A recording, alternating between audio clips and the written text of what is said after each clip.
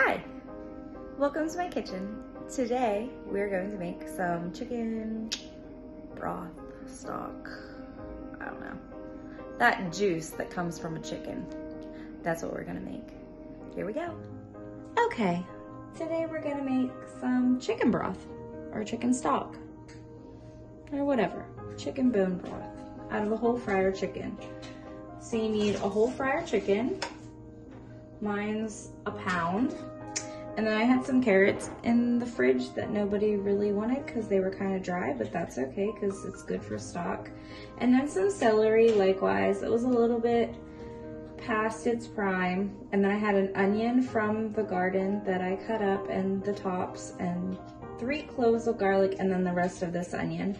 And then I'm gonna add some thyme. And then I'm gonna add some pink Himalayan salt. We don't use our tap water to cook with because we are on a well. So I'm going to dump a half a gallon of water in my Instant Pot.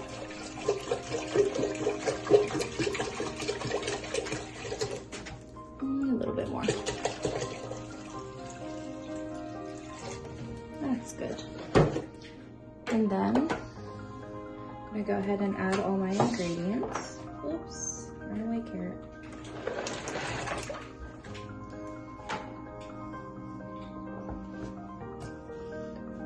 Okay, now we're gonna put the chicken in. And my chicken's kind of frozen, so whatever. The Instant Pot makes it nice because you can stick frozen chicken in it and it cooks it the whole way through. But I did thaw it out just a little bit so that I could get a little pad off of the back of it. This little moisture pad thing, because obviously you don't want to pressure cook that. Not saying I've never done it, I have, but you don't want to do that. And then you just stick the whole thing in there and make sure your pressure cooker line, it's only to the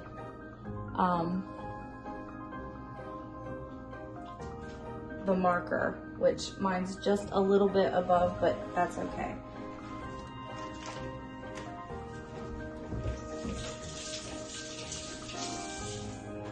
And I did already add the thyme and the salt in.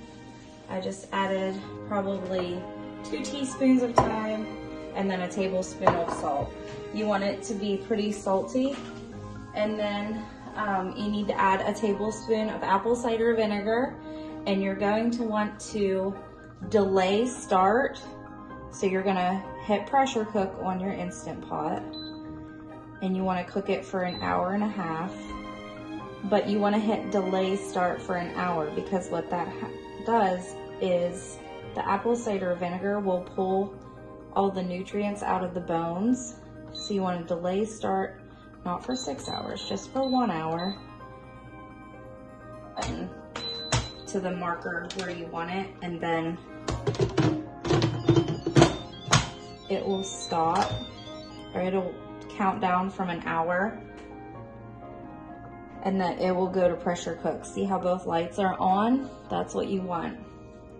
But make sure your little knob is set to sealing, because if you don't, then all of the pressure will vent out and you won't pressure cook at all. It'll just spit and spatter. Alrighty, and then you just set it and forget it. Okay, so it's been 40 minutes, and as you can see, my little pressure knob thing is down, but I am going to do that just in case, and there is no air coming out, so that means that it is completely depressurized. Now we're gonna take the lid off, see what we got. Looks good. Put my little lid there, and now we'll take the chicken out. So we got the chicken out, and we are going to let it cool down, and we will pick all the meat off the bones, and we can utilize that for any recipe that calls for chicken. Then we have all of this broth that I'm going to let it completely cool down. I'm going to turn off my Instant Pot now, and then I'll strain it and stick it in a mason jar and store it in my refrigerator until I'm ready to use it. I strained out the little bits with my little strainer. So that's all the veg and stuff. Now I will give that, we have some outside kitties, I'll give that to them, and maybe the veggies to my chickens. But as you can see, we got probably about 10 cups of good golden chicken broth out of that one chicken. So it probably cost about $6 or $7. The chicken itself was $5, and then the vegetables were just kind of left over. I wouldn't say they probably cost more than $2 combined. So you can use this to make chicken noodle soup, or you can use it for any recipe that uses chicken broth, and it's delicious and really good for you, especially if you're not feeling well.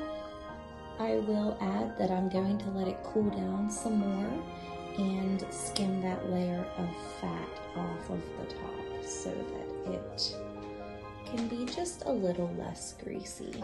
All right, and that's all it is. Sometimes I just use it with the bones that are left over from the chicken. I just throw everything in my Instant Pot and make it exactly the way I just showed you. Very easy way to utilize every part of the chicken. That way you're not wasting and you're getting that delicious broth and all of that collagen from the bones and making a lovely, lovely soup base. Thanks for watching.